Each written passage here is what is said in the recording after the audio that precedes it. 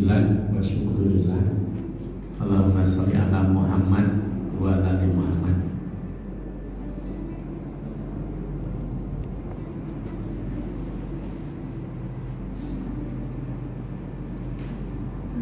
Bapak Ibu jemaah rahimahullah, sungguh hidup ini tidak ada kebetulan, semua biidznillah atas izin Allah. Allah izinkan pula di hari kedua ini dengan saya menyampaikan materi tentang kecerdasan hati. Melanjutnya yang kemarin mekanismenya, Bapak Ibu ikhlas kita cari ini? Ikhlas ya. Pertama, tidak ngantuk. Ada yang ngantuk? Yang kedua, kalau ditanya jawabnya tegas. Ada ya? Masih punya masalah? Tidak. Oh masih. Ya. Apa sih masalahnya? Oke, rumus menyelesaikan masalah kemarin apa? HHN, hadapi, hayati dan nikmati. Seharian kemarin pernah mengeluh? Tidak. Pernah. Berarti tidak menikmati. Orang itu mestinya pengennya sehat atau sakit? Sehat. Sehat. Kalau sakit berarti izin siapa itu? Allah. Allah. Maka sungguh kita harus menerima apapun kondisinya. Nah, itu juga tergantung bagaimana cara kita pandang terhadap peristiwa-peristiwa yang ada.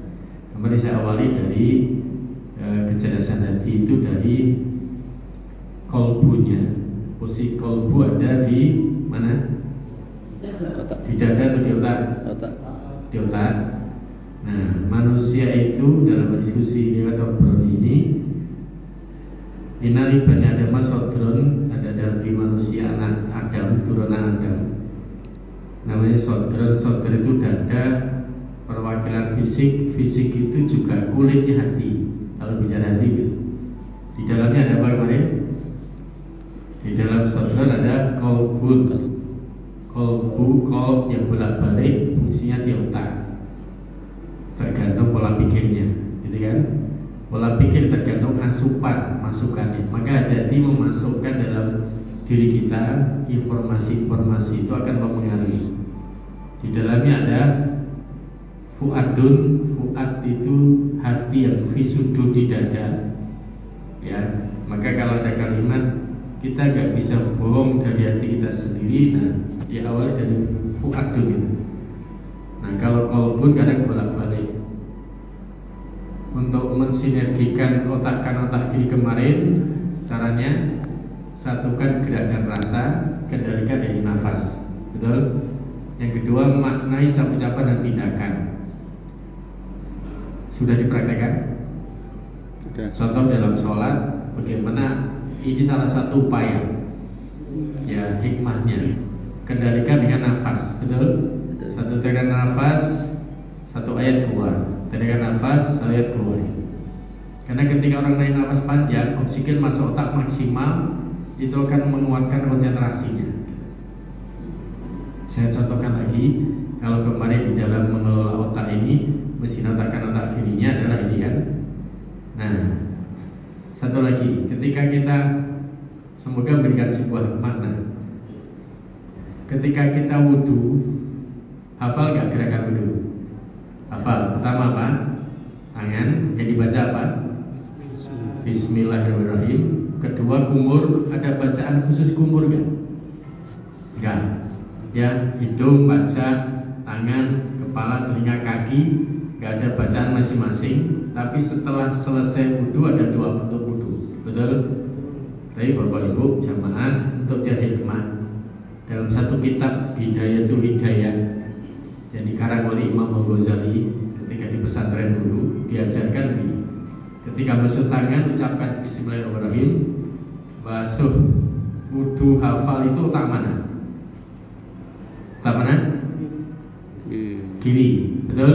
Ketika wudhu tak kirinya cerdas hafal gerakannya, otak kanannya kemana? Mungkin jalan-jalan. Boleh nggak saat wudhu berbincang dengan yang lain? Enggak. Tuntunannya enggak. Terus gimana? Dalam dari hidayahnya, ketika basuh tangan ucapkan Bismillahirrahmanirrahim, ketika bergumul berdoalah dalam hati, ya Allah jadikan mulutku berkata yang jujur, jangan izinkan berkata yang bohong, jangan izinkan marah-marah dan seterusnya. Pokoknya berdoa pada Allah agar lisan kita terbimbing oleh Allah. Ketika masukkan air dalam hidung, ya Allah jadikan hidungku mencium bau surgamu. Karena Rasul ingatkan, ketika ada orang sedikit kesombongan dalam dirinya, maka tidak akan mencium bau surga. Betul? Maka diizinkan Allah supaya mencium bau surga. Artinya bisa juga masuk surga. Masuk wajah, ya Allah jadikan wajahku berseri-seri seperti alis surgamu. Melihat mataku dia yang kau ridhoi, misal masuk mulutku murah senyum dan seterusnya. Oke, itu dikelola. Ketika masuk tangan, ya Allah jadikan tangan kananku menerima catatan amal besok di akhirat, jangan kelewatan tangan kiriku. Karena kalau menerima catatan amal lewat tangan kanan, gagal atau sukses? Sukses lewat tangan kiri, gagal. Masuk kepala, ya Allah jadikan pikiranku berpikir positif, husnudon, tidak sudon. Masuk telinga, ya Allah jadikan telingaku mendengar yang kuridhoi, senang mendengarkan kajian, bacaan Quran dan seterusnya. Masuk kaki, ya Allah jadikan kakiku dengan ujian tempat ibadah di masjid, menolong orang, bekerja, belajar dan seterusnya.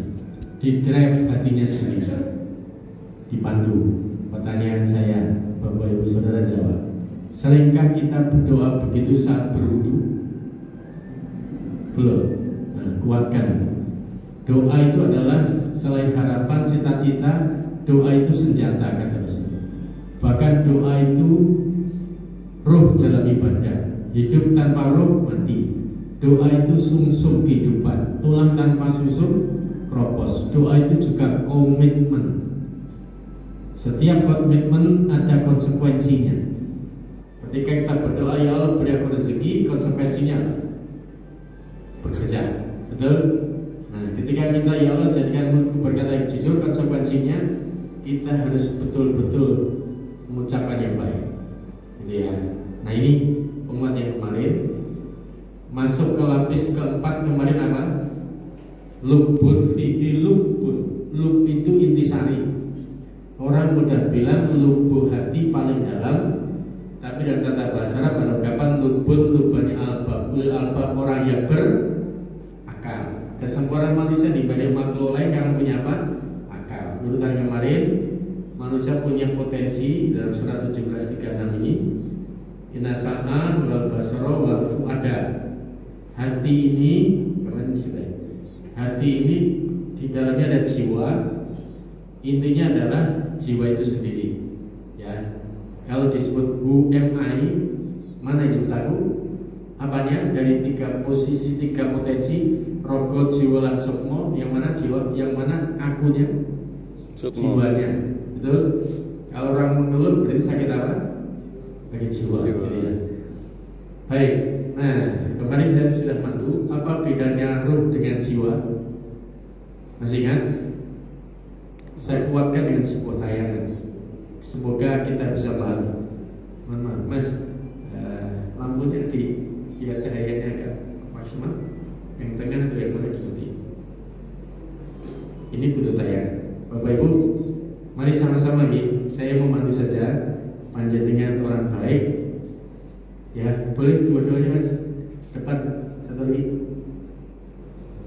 Ya, sip, sementara. Atau belakang dinyalakan sedikit ya. Udah cukup. Ya, sip. Bapak Ibu, mari. Apa bedanya roh dengan jiwa? Saya pandu. Bentar.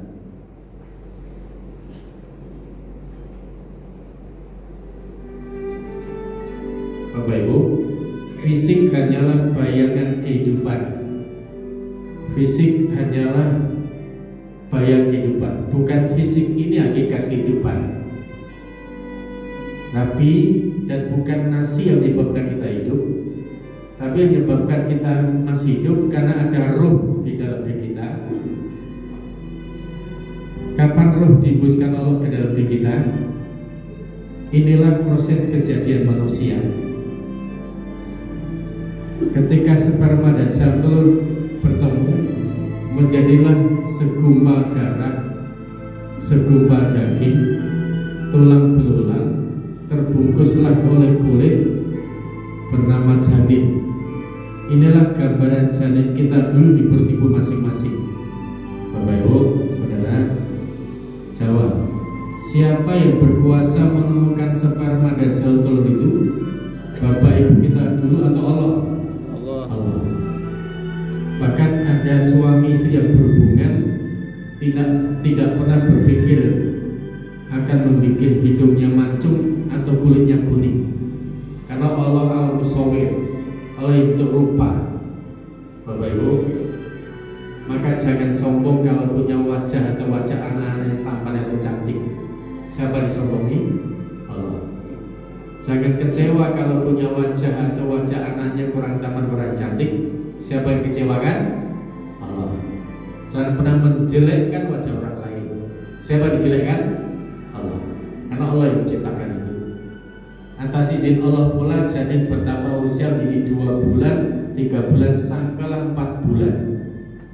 Di saat itulah Allah mengembuskan ruh ke dalam janin kita. Tapi sebelum mengembuskan ruh itu, sesungguhnya Allah telah berfirman.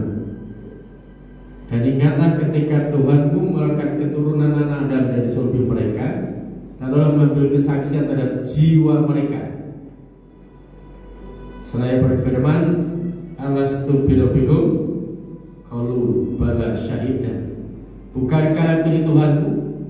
Mereka semua menjawab, kita semua menjawab, betul ya Allah, Tuhan kami jadi saksi. Inilah yang dikenal dengan syahadatul fitrah, perjanjian di awal penciptaan, misakon golido, perjanjian agung antara hamba dengan Tuhannya. Bapak ibu jamaah, kita dulu pernah berjanji untuk tunduk patuh taat pada Allah semata. Tapi mungkin kita setelah terlahir ke muka bumi lupa dengan itu semua. Tapi yang tidak bisa kita pungkiri bahwa ruh masih ada dalam diri kita dengan jiwa itu. Allah lakukan demikian itu agar dari kiamat kamu tidak mengatakan sesungguhnya kami Bani Adam adalah orang-orang yang loyal terhadap ini keesaan Tuhan. Bapak ibu sama. Akhirnya janin pun bertambah usia menjadi 5 bulan, 6 bulan, 7 bulan, 8 bulan, rata-rata 9 bulan 10 hari. Tapi sesungguhnya saat ruh dihembuskan tadi usia 4 bulan, Allah tetapkan 4 perkara: ajalnya, rezekinya, amalnya, celaka bahagianya. Sampailah 9 bulan 10 hari lahirlah bayi itu ke bumi. Bapak ibu jawab, siapa yang mengeluarkan bayi dari perut ibunya itu? Ibunya atau Allah? Allah. Dan Allah mengeluarkan kamu dari perut ibumu dalam keadaan tidak mengetahui satu pun. Maka kalau ditanya siapa yang melahirkan anak? Siapa? Allah. Ibu perantara. Ada ibu yang baru hamil 7 bulan, bayi yang lahir prematur, ibu nggak bisa tahan. Ada yang lebih dari 9 bulan 10 hari belum lahir, diterima yang nggak keluar. Bahkan ada yang divonis akan dioperasi sesar, ternyata lahir sebelum operasi. Siapa yang melahirkan? Allah. Allah sendiri yang berfirman begitu. Dan saat dilahirkan kita tidak bisa apa-apa. Tapi Allah memberi kamu pendengaran, penglihatan dan hati agar kamu bersyukur. Pendengaran, penglihatan hati inilah jendela kita, sedang hati adalah rumah kita sendiri. Maka hati menggunakan telinga dan mata itu akan masuk ke hati, lahir spontan jadi perilakunya. Bapak ibu, atas kelahiran itulah akhirnya kita beraktivitas. Ada yang bekerja, ada yang belajar, ada yang kuliah, ada yang aktivitas di dunia ini. Tapi Allah tegaskan dalam firman-Nya, wala taqfu ma laisa laka bihi ilm inna sam'a wal basara wal fu'ada kullu ulaika kana anhu mas'ula. Dan jangan kamu ikuti apa yang kamu tidak mempunyai pengetahuan tentangnya. Sesungguhnya pendengaran, penglihatan dan hati, semua itu akan diminta pertanggungjawabannya. Bapak Ibu, kalau kita sungguh-sungguh selalu berbuat baik, kita siap mempertanggungjawabkan. Tapi kalau dimintai tanggung jawab kita gelisah, khawatir, bingung dan seterusnya, berarti ada salah dalam diri kita. Salah mengejar kehidupannya. Siapa yang dituju? Kadang orang salah mengejar fata morgana. Dikiranya air, ternyata padang pasir yang tandus. Dia tidak tahu kemana arah menuju hidupnya. Mengejar harta tidak memuaskan, nafsu tidak membahagiakan, bahkan jabatan menyengsarakan. Salah dalam orientasi hidupnya. Siapa yang dituju selama ini? Mari menuju Allah.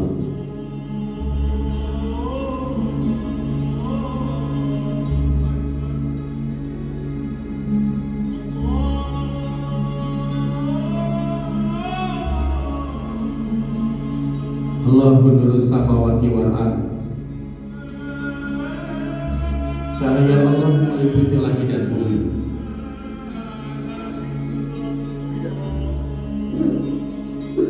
Mari sandarkan pada Allah.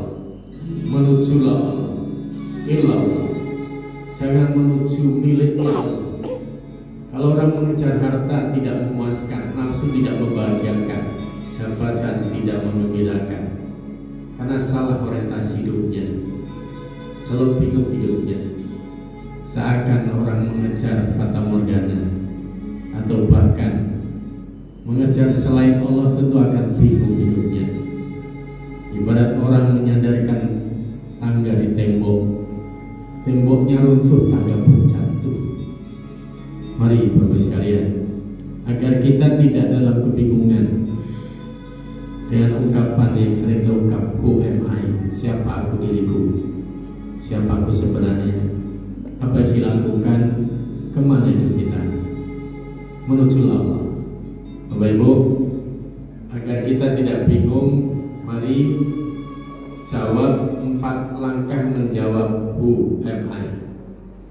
Izin ya, jawab dengan tegas. Siapa pencipta kita? Allah. Allah. Mulut mengatakan Allah, hati meyakini, melangkahlah dengan keyakinan, dan perilaku menyesuaikan dengan aturan Allah. Yang kedua, untuk apa kita diciptakan oleh Allah? Ibadah. Beribadah kepadanya. Apa itu ibadah?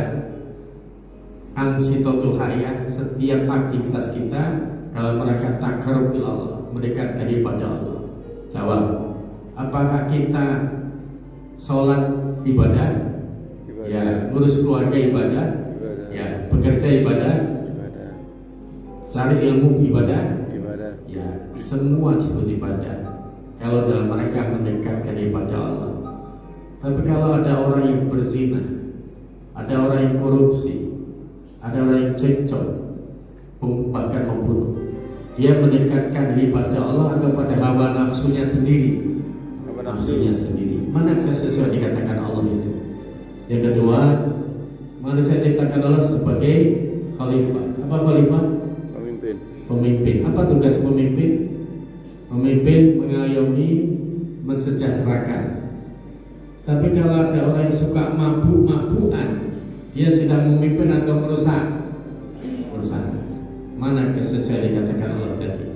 Yang ketiga, Bapak Ibu jamaah, apa harus kita lakukan agar kita terus beribadah dengan benar?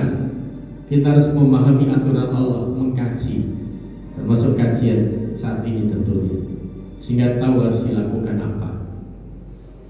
Agar menjadi khalifah, pemimpin, maka harus mau mengelola alam, berkarya. Masing-masing kita pasti punya karya, punya kesempatan, punya profesi, punya hal yang bermanfaat. Itulah khalifah. Yang keempat, apa tujuan hidup kita? Bapak Ibu, saya pandu dengan ini dulu ya. Jawab, ingin bahagia di dunia atau akhirat? Dunia akhirat. Dunia akhirat. Jawab lagi, ingin masuk surga atau neraka? Surga. Surga.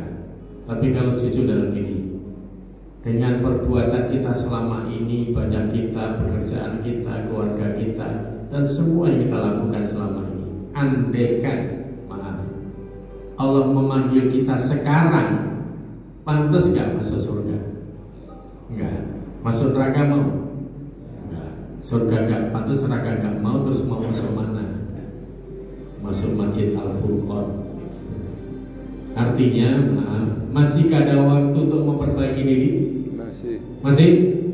Bapak Ibu Ibu hati-hati, waktu berjalan dengan cepat. Saya tayangkan, lihat apa yang boleh dilihat, betapa cepatnya perjalanan waktu. Bayangkan kita sendiri.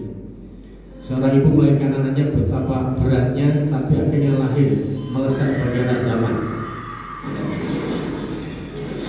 Bayangkan kita sendiri, dilahirkan Allah dari bayi, dirawat menjadi anak-anak oleh ibu kita, dirawat dengan baik jadi remaja, terus jadi dewasa, kalau masih hidup jadi tua, kalau masih hidup jadi tua renta, tapi akhirnya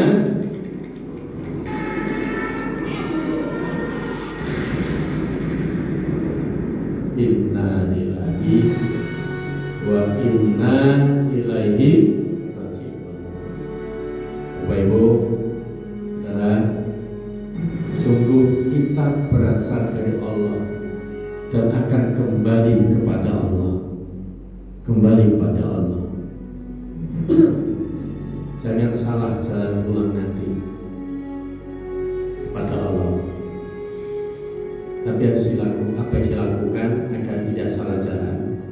Coba bayangkan, ketika kita dulu dilahirkan oleh Allah lewat ibu kita, ibu tentu membimbing kita dengan baik, menyayangi kita, mendoakan kita, membiayai kita sampailah saat ini.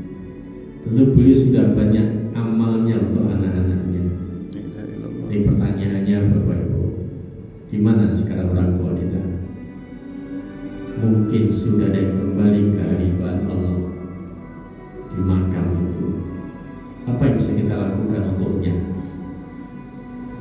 Adakah berbakti kita padanya yang dijadikan sarana kita terlahir ke muka bumi dan sebesar ini? Tentu itu harus kita lakukan. Mendoakannya, melakukan amal soleh untuk orang tua. Setiap anak beramal soleh berpahala. Orang tua kita dapat royalti pahala atas amal soleh anak itu. Itu harus kita lakukan. Baik, Bapak sekalian. Tadi saya bertanya, pantaskah kita masuk surga? Tapi jawab. Yakinkah surga neraka ada? Yakin. Yakinkah surga neraka ada? Yakin. Andaikan surga neraka tidak ada, apakah kita masih mau taat pada Allah? Mau. Sekali lagi pahami. Andaikan surga neraka tidak ada, masihkah kita taat pada Allah? Masih. Oke. Karena sungguh yang kita kejar bukan semata-mata surga itu, tapi Allah. Tapi maaf, izin, ada satu syair untuk kita. Apakah kita semua, mari kalau bisa, benar-benar tulus menyembah padanya,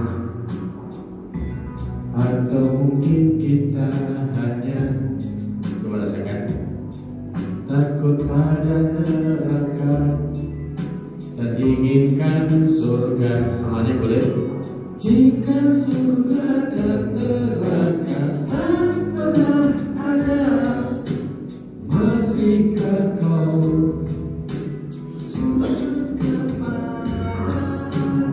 Jika surga dan neraka tak pernah ada, masihkah kau menyebut namanya?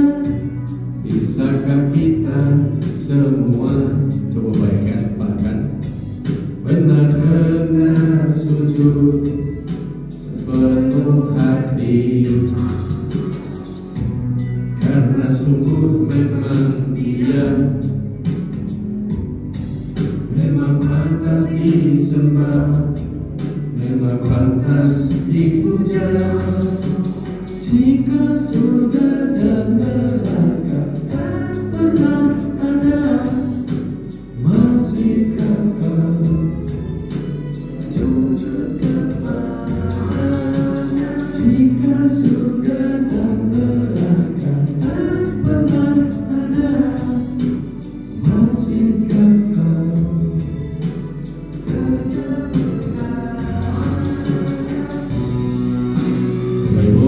yakinkan surga neraka pasti ada. Surga pantas bagi orang taat, orang yang takwa pada Allah. Neraka bagi orang yang ingkar kafir pada Allah. Tetap karena itu, mohonlah pada Allah agar kita dijadikan orang bertakwa sehingga nantinya pantas untuk masuk ke surganya. Bapak Ibu, nah mengkabarkan itu yang mestinya menjadi sebuah kekuatan pada kita, agar kita yakin hanya menyembah Allah semata. Kalau ditanya Bapak Ibu, ini sebenarnya ini besok kita kuatkan, tapi saya tanya dulu, Bapak Ibu, kita sholat, kita ngaji, kita beribadah, berbuat apapun kebaikan, amal soleh, ujung-ujungnya butuh apanya Allah? Ridhonya, apalagi? Surganya, pahalanya ya kak, rezekinya, ampunannya, semua itu masih miliknya Allah. Bapak Ibu, contoh ini, maaf ya, misalnya ibu-ibu ini kalau saya tanya, Bu, ibu-ibu seorang istri itu butuh apanya dari suaminya, Bu? Ridhonya, kasih sayangnya, uangnya ya enggak, Bu? Iya, rumahnya, kendaraannya dan seterusnya, semuanya ya. Kalau semua itu diberi oleh suaminya, tapi ditinggal 5 tahun sama suaminya, mau enggak, Bu? Enggak. Hakikatnya butuh apanya dari suaminya? Kasih sayangnya diberi, Bu, tapi ditinggal 5 tahun. Enggak mau kan? Kasih sayangnya bisa jawab.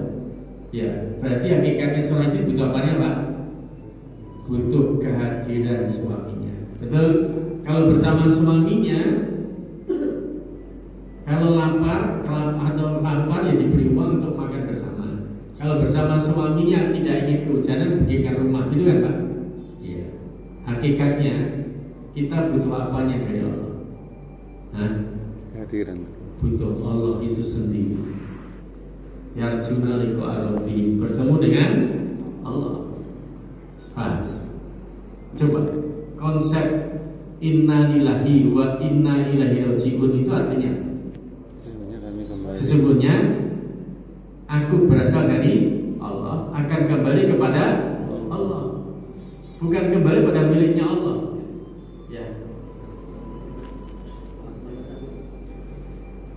bukan kembali miliknya Allah, dan kembali pada Allah. Coba ayat yang lain, surat Al-Fajr ayat 27 sampai 30. Ya ayat Tuhan nafsul mutmainnah, teruskan. Baik, irji'i ila rabbiki, apa artinya? Kembalilah kepada Tuhanmu, bukan kembali pada milik Tuhanmu. Harta dunia itu milik siapa? Allah. Orang kafir dapat, tapi nggak dapat Allah. Nah, sangat salah arahnya. Nah, maka ketika kita dilahirkan oleh Allah, maka kita nanti akan kembali pada Allah. Jangan salah pulangnya. Kok salah pulang? Aslinya manusia itu berduduk mana? Surga. Hah? Surga. Kita Adam Hawa dulu dilahirkan di mana? Di surga atau dunia? Surga. Surga. Aslinya manusia berduduk mana? Surga. Surga. Maka kita besok kalau pulang kembali ke mana? Surga. Ke surga. Jangan salah jalan, malah masuk neraka. Enggak. Oke. Paham ya? Nah, baik. Ini mengelola jiwa. Baik, kesimpulannya sudah di tayangan tadi sudah kabel kan? Menguatkan kemarin. Apa bedanya ruh dan jiwa? Yang dibuskan oleh Allah usia janin 4 bulan ke janin apa? Ruh. Tapi yang ditanya di surat 7 ayat 172 tadi apa ya? Alastu birabbikum tadi? Jiwanya. Berarti ruh itu zat kehidupan, jiwa sifat dibawa oleh ruh. Betul ya? Yakinkan itu. Oke, jiwa ini yang bersinergi dengan akal. Ayat ini yang menjelaskan. Ya. Inna fi khalqis samawati wal ardi wa ikhtilafil laili wan nahari la ayatin li ulil albab. Ini ayatnya.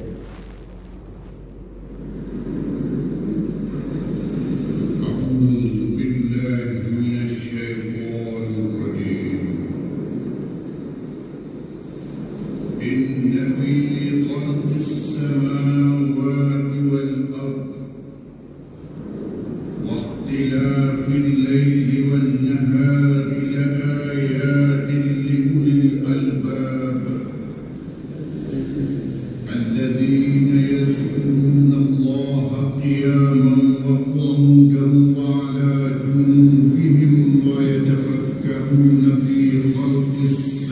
السماوات والأرض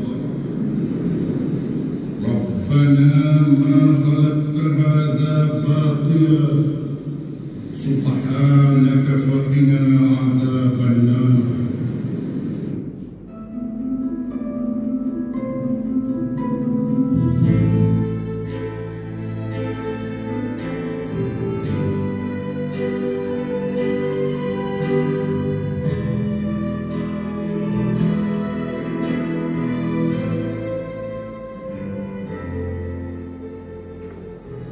Sesungguhnya di dalam penciptaan langit dan bumi dan silih bergantinya malam dan siang terdapat tanda-tanda bagi orang-orang yang berakal. Bapak Ibu, ayat ini turun menjelang subuh. Saat itu sesungguhnya dalam riwayat dalam Asbabun Nuzulnya Rasulullah saatnya berhubungan dengan istrinya, tapi Allah memanggilnya, akhirnya izin pada istrinya tidak melanjutkan hubungan. Turun ayat ini, dan turunnya ayat ini menyebabkan Rasulullah terlambat datang ke masjid. Mestinya sebelum adzan subuh itu Rasul sudah hadir ke masjid, tapi saat itu Rasul sampai adzan selesai dikumandangkan Bilal, Rasul belum hadir ke masjid. Kemudian Bilal selesai adzan, khawatir dengan keadaan Rasul, ada apa Rasul tidak seperti biasanya. Ditengoklah di rumahnya, ternyata Rasul sedang menangis terseduh-seduh di atas tempat sujudnya. Bilal bertanya, Rasul, mengapa kau menangis? Apa yang menyebabkan kau menangis? Rasul menjawab, Bilal, baru saja aku menerima wahyu dari Allah. Aku sangat paham dengan firman itu. Aku menangis karena aku khawatir pada umatku. Jangan-jangan umatku tidak paham dan banyak yang melanggar ayat-ayat Allah. Bilal mendesak, Rasul, sampaikan pada kami ayat apa itu, sehingga kami biar memahaminya dan kau tidak perlu menangis seperti ini. Bapak Ibu, paham? Akhirnya Rasul membacakan ayat ini. Ayat ini menjelaskan pada kita, Allah lah sang pencipta langit dan bumi. Allah yang berhak mengaturnya, karena Allah yang memiliki alam semesta ini. Bayangkan, kenapa ada orang tinggal di bumi Allah tapi tidak mau taat pada Allah? Ini yang dikhawatirkan Rasulullah. Sungguh Bapak Ibu, tangisan Rasul itu tentu untuk kita pula. Kalau kita jujur lagi, mungkin di antara kita yang banyak melanggar ayat-ayat Allah. Ketika perintahkan berbakti, kadang kurang berbakti. Diperintahkan bersaudara, kadang ada yang cekcok permusuhan antar umat. Diperintahkan untuk jujur, kadang ada yang bohong. Bapak Ibu, yang paham setengah ini, yang paham dengan firman ini adalah orang berakal. Siapa orang berakal? Orang Muslim. Yaitu orang-orang yang mengingat Allah dalam keadaan berdiri, duduk dan berbaring. Dengan imannya dia ingat Allah dan memikirkan tentang penciptaan dan bumi. Dengan rasionya dia memikirkan sampai mengatakan Rabbana ma khalaqta hadza batila. Ya Allah, Engkau menciptakan semua tidak sia-sia. Tentu dengan kecerdasan rasanya. Maka sungguh ya Allah, Maha Suci Engkau, berilah kami dari siksa neraka. Kebanyakan orang tidak memahami ini. Inilah yang ditangisi Rasulullah. Baik, agar tidak terlalu dalam di situ, kita kembali sini. Berarti orang berakal itu siapa?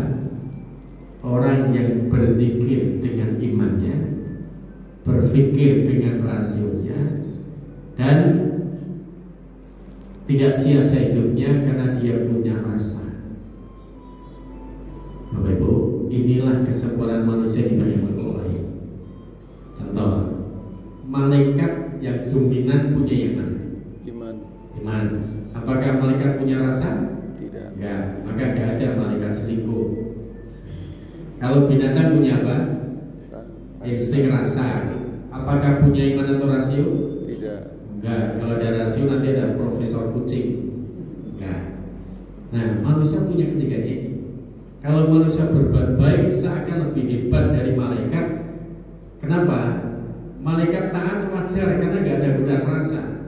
Manusia kalau taat punya godaan rasa kebertahan luar biasa. Tapi kalau berbuat jelek lebih rendah dari binatang. Punya godaan hanya menjalankan rasa saja. Punya iman rasa nggak dipakai. Seperti ayam jantan buat berusaha lari. Itu yang lebih jelek dari binatang. Karena punya iman rasio kok nggak dipakai. Nah, rasio melahirkan kecerdasan intelektual. Singkatannya apa? Intelligent quotient. Ukuran kecerdasan. Ikut kecerdasan rasio, lahirkan kecerdasan intelektual. Jawab. Cukupkah keberhasilan seseorang sekedar mengandalkan kecerdasan intelektual? Tidak. Enggak. Ada nggak orang IQ-nya cerdas tapi suka bohong? Ada. IQ-nya cerdas tapi korupsi, Ada. bahkan berzina, bahkan gantung diri? Saya sangat ikut prihatin, ada teman atau dosen UGM Fakultas Teknik, seorang doktor, IQ-nya cerdas kan? Cerdas. Tapi tahun 2019 meninggal gantung diri. Tetangga kita itu taman siswa. Yang kacau apa nih? Imannya kacau, betul? Nah, Bapak Ibu. Tapi ada nggak orang yang IQ-nya cerdas, IQ-nya kurang cerdas, hidupnya sukses? Banyak. Contoh yang sering saya ingatkan, maaf, karena kejadian di situ. Saya pernah makan soto di Bantul itu namanya soto Pak Bloon. Bloon itu, Budo. Ditanya teman saya, Pak, kenapa sih namanya Bloon? Ya Mas, di aku pas sekolah apa sih kita ngerti di loke Bloon, kamu gitu aja nggak tahu. Akhirnya para aku Bloon, ya wis aku dodol soto jadinya Pak Bloon. Mungkin temannya itu sering bilang Bloon, kalau makan soto sekarang temannya Pak Bloon. Karena dia punya taste. Apa taste?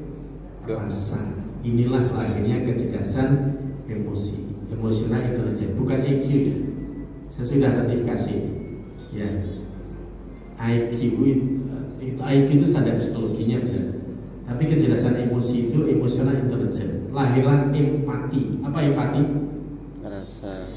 Tinggal ngerasa atau sliro ngerasakan menopo yang dipun rasakan tiang sanes. Rasul bersabda, la yu'minu ahadukum hatta yubali akhihi ma yu'minu nafsi. Tidaklah sempurna iman kalian kalau kalian tidak mencintai apa-apa yang pada orang lain dengan apa-apa yang ada pada dirimu. Ya, kalau kita nggak senang dibohongi, jangan bohong, gitu kan? Kalau barang kita nggak mau dicuri, jangan mencuri, kan, ya kan? Nah, bahkan Imam Nawawi menafsiri hadis itu, akhir itu berlaku untuk semuanya, tidak hanya saudara Muslim. Non Islam pun kita nggak boleh mendolimi, betul? Oke, kalau gitu jawab. Kalau orang yang korupsi itu merugikan yang lainnya, Merugikan. berarti kecerdasan emosi yang rendah. Ya, mahasiswa nyontek itu merugikan temannya, iya, kecerdasan rendah. Satu jawab. Panjenengan kalau dimarahi orang lain mau nggak? Nggak mau. Tapi pernah marah? Saat marah kecerdasan emosi yang rendah. Sekali lagi jawab. Marah boleh nggak? Tidak. Ya. Kalau kemarin sudah saya tanya tuh, kalau marah boleh berarti masuk mana? Neraka. Ini ayatnya. Wasari ila magfirati min rabbikum wa jannatin arduha samawati wal ardu uiddat lil muttaqin. Dan bersegeralah kamu kepada ampunan dari Tuhanmu dan pada surga yang luas langit dan bumi, disediakan untuk orang-orang yang bertakwa. Jawab. Pengen masuk surga atau neraka? Surga. Caranya jalan yang bertakwa. Salah satu jalan bertakwa wal kadhiminal ghaiz, menahan amarah. Bahkan Rasul tegas mengatakan, la tahdab walaka jannah. Jangan marah maka bagimu surga. Kalau marah masuk mana? Neraka. Mau? Berarti saya setuju. Marah boleh nggak? Tidak. Enggak. Tapi kalau tegas boleh nggak? Boleh. Boleh. Ajari sholat anak-anak usia berapa? 7 tahun, 10 tahun nggak mau sholat, pukul. Itu tegas atau marah? Tegas. Tegas. Tapi kalau seusia panjenengan nggak mau sholat, diapakan? Sholat kiwai. Gak tua mau gimana? Didoakan maksudnya. Betul? Nah, sedikit nyinggung. Apa beda yang tegas dengan marah? Contoh sering saya contohkan, misalnya ada ibu-ibu yang bekerja pagi sampai sore, Kalau anaknya masih ada anak balita di rumah, anak balitanya kangen nggak? Kangen. Ibu tidur sore, anak nggak lihat, ibu tiduran, anak masuk rumah lihat ibunya karena kangen, mau peluk ibunya, tahu-tahu kena perut ibunya, jual. Spontan ibu marah, anak dipukul, pulang, anak jatuh menangis dipukul, ibunya menyesal nggak? Menyesal. Maka orang marah itu sadar atau kesurupan? Kesurupan. Rasul bersabda, bahkan maaf, orang marah itu tidak menjadi dirinya sendiri, tidak menjadi dirinya sendiri, karena terpengaruh dunia luar, mungkin juga terpengaruh dunia lain. Betul? Maka Rasul bersabda, kalau marah dalam keadaan berdiri diperintahkan apa? Duduk. Ketika duduk berbaring, bahkan segala air wudhu atau mengucapkan A'udzubillahi minasyaitonir rajim. Suruh ngusir apa? Setan. Maka orang marah sedang ke Setan. surupan. Ya. Nah, coba anak tadi menjatuhi ibunya sengaja menyakiti tidak? Tidak. Ya. Maka orang marah pertama tidak faham. Al-fahmu itu yang paling penting. Yang kedua, orang marah itu tidak mampu mengukur risiko. Berapa sih sakitnya dijatuhin anak, sebenarnya juga sembuh kan? Ya sudah, ya dipeluk sekalian, ya nak ibu juga kangen, selesai kan?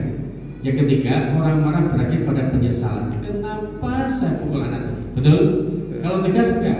Anaknya 10 tahun lebih nggak mau sholat, dipukul anak mereka ke masjid sholat, orang tua bilang alhamdulillah, sama-sama pukul, tapi suasana itu lain. Nah, orang marah itu lepas dari kendali iman melahirkan kecerdasan spiritual, lahirlah yang jujur, adil, tanggung jawab, bersaudara dan sebagainya. Baik, inilah kecerdasan hati, Bapak Ibu. Tema yang saya angkat dengan kecerdasan hati itu ya adalah mensinergikan ketiganya ini.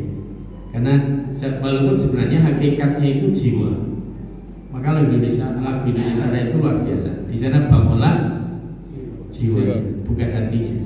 Tapi kalau pelatihan atau acara ini sanami membangun kesadaran jiwa, nanti dikira pesertanya siapa? Sakit jiwa. Nah, baik, ketiru sifat. Contoh, Bapak Ibu ya, kita mau berbuka nanti sore. Alasan berbuka kenapa? Lapar. Cari yang enak apa gak enak? Enak. Aspek apa? Rasa. Perhatikan.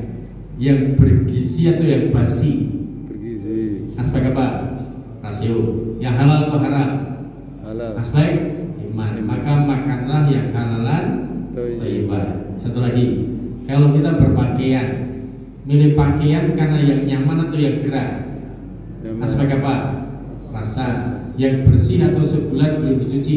Bersih. Aspek rasio. Yang nutup aurat apa enggak? Nutup. Aspek iman. Maaf, aurat laki-laki mana Pak? Batasnya pusat sampai lutut, betul? Tapi laki-laki kadang ada enggak yang olahraga futsal, bulu tangkis, tenis pakai celana pendek? Ada. Nah, kalau terbuka di atas lutut dilihat wanita bukan muhrimnya, boleh enggak? Tidak. Enggak, dosa. Ya, kalau ibu-ibu auratnya mana Bu? Semuanya kecuali muka dan telapak tangan, betul? Telapak tangan itu depan atau belakang? Depan. Berarti yang belakang di plester. Kalau gitu nanti jalannya gini dong. Enggak. Ya, telapak tangan itu boleh kelihatan depan belakang, pas pergelangan jadi linting-linting ya. Merunubuk. Saya dulu ngaji dengan almarhum Pak Muhammad Mukodas. Beliau menyampaikan ciri pakaian Islam itu ada 5 minimal. 1, nutup aurat. Paham ya? 2, ya, Pak Mukodas itu adik ibu Pak Fahmi. Ya. Nah, pertama apa nutup aurat, kedua tidak ketat. Apa ketat? Press body nanti berendul dipercotot. Itu merancang yang lain nggak boleh. Yang ketiga tidak transparan. Apa transparan? Semerawang. Ibu-ibu, mbak-mbak jangan pakai baju atau kerudung yang semerawang, karena laki-laki ini semua ahli merawang. Nanti dilihatin. Yang keempat tidak norak, harus ada estetika keindahan. Ya. Yang kelima jangan menyerupai lawan jenis. Bayangkan kalau saya tadi datang ke sini pakai rok istri saya gimana? Bencong, nggak boleh. Betul? Nah, mari gunakan ini. Ini kecerdasan hati. Semua sisi. Firman Allah yang pertama turun apa? Iqra Bismillahirrahmanirrahim. Khalaq. Iqra, bacalah pakai apa? Rasul bisa baca pakai mata nggak? Enggak, tapi pakai natur, rasio. Maka kalimatnya bagus. Melihatlah dengan pikiran. Kalau melihat dengan mata terbatas tembok selesai. nggak terhalang, nggak bisa lihat. Tapi kalau pikiran bisa tembus semua, betul? Nah yang kedua, Bismillahirrahmanirrahim, dengan menyebut nama Allah pakai apa? Iman. Melangkahlah dengan keyakinan. Biasanya melangkah pakai apa? Kaki capek mandek. Tapi dengan keyakinan boleh lelah, tapi nggak boleh menyerah, terus maju. Oke, itu rahasia spiritualnya. Nah ketiga, merabalah dengan rasa. Biasanya meraba pakai apa? Tangan. Kalau tangannya kapalan, nggak kerasa. Kalau pakai rasa, cerdas ya. Iya, ini dirasa kepi dan seterusnya. Oke, Bapak-Ibu ya. Ini seimbang. Kalau nggak seimbang akan jadi masalah. Ya, baik. Waktunya saya selesaikan pada ketidakseimbangan itu. Saya tutup ya. Baik, besok kita lanjutkan lagi. Ada orang yang IQ-nya cerdas, tapi emosinya rendah, sebenarnya cerdas. Sebenarnya rendah, ya. Pintar tapi yakin di hati orang lain suka bohong. Namanya rasionalis. Ada yang pintar, IQ-nya, pintar emosinya, tapi sebetulnya rendah. Seperti orang kampanye, pintar bagi-bagi kaos duit, setelah jadi pejabat ada nggak yang korupsi? Itu materialis. Ada orang yang IQ-nya rendah, ya, emosi rendah, tapi mengaku sebetulnya cerdas. Ya, pikirnya mempeng, tapi ngurus pekerjaan nggak beres, tidak bermanfaat bagi yang lain. Namanya apa?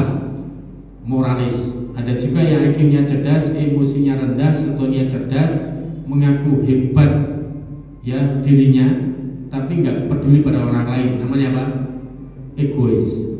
Lawan egois, IQ-nya rendah, emosinya cerdas, sebetulnya rendah, ya merasa manfaat bagi orang lain, tapi diri sendiri kacau balau. Siapa dia? Sosialis atau teroris. Ya, kenapa teroris? Ada nggak remaja yang memaksa orang tuanya minta uang pada orang tuanya untuk bahagiakan teman-temannya? Nah, itu namanya teroris keluarga. Nah, terakhir yang terbaik adalah IQ-nya cerdas, disiplin, tertib, bersih, emosinya cerdas, peduli yang lain, dan sebetulnya cerdas karena dia ikhlas apa yang dia lakukan, dapat jabatan apa enggak ada masalah. Yang penting ketakwaan yang dilakukan. Itulah orang yang sempurna, seakan manusia untuk seutuhnya, lebab punya kecerdasan hati. Insya Allah. Bisakah kita punya kecerdasan hati, sinergi kecerdasan intelektual, emosi dan spiritual? Bisa? Insya Allah kita usahakan. Karena waktunya sudah masuk suruh. Kita tutup dengan doa bermajelis. Subhanakallahumma wa bihamdika asyhadu an la ilaha illa anta astaghfiruka wa atubu ilaik. Terakhir besok kita lanjutkan untuk sesi terakhir pendalaman lapis hati itu ada 7. Ini baru ke